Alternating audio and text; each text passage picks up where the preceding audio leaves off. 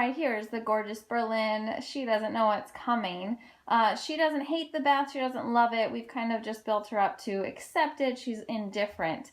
And again, that's because we invited her to enjoy this space because we give her treats in there when she's being a good girl. So I'm going to go ahead and get her attention. Really? Good. Now she doesn't know where I want her to go, so I'm going to take this treat. Good girl. Take it. Good. And she's not even totally into it, but look, you saw her face. She knows what's coming. She's going to backtrack.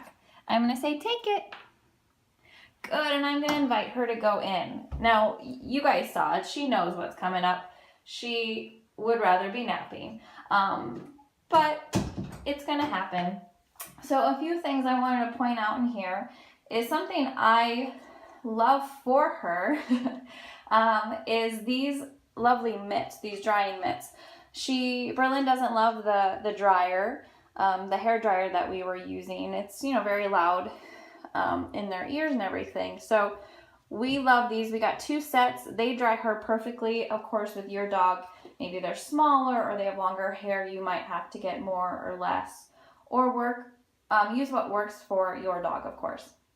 The next thing I wanted to show you guys, if I can find it here, I didn't have it out and ready, is the shampoo. Do be careful about what shampoo you use.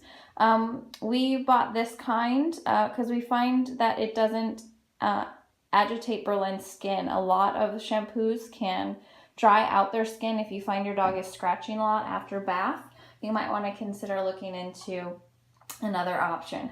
She is yawning. That's a calming signal.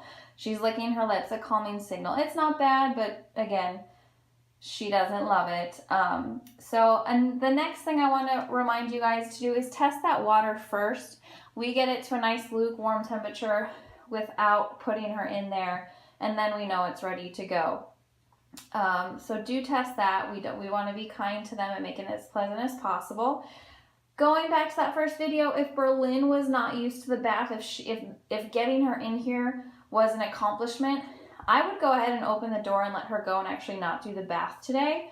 Of course, if your dog absolutely needs it, you may want to take them to the groomer or a different environment, one of the bath shops, to give them that bath instead. But if you have the time and patience, hopefully, to build them up to it, I do invite you to slowly, at their pace, get them used to this space.